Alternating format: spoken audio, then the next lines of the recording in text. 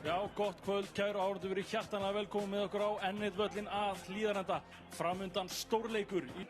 Þannig að ég hugsa að við fáum, ég meina, venjulega sagði maður með þessa leiki 2-2 hérna, þegar maður var að þjálfa. Það fór yfir þannig.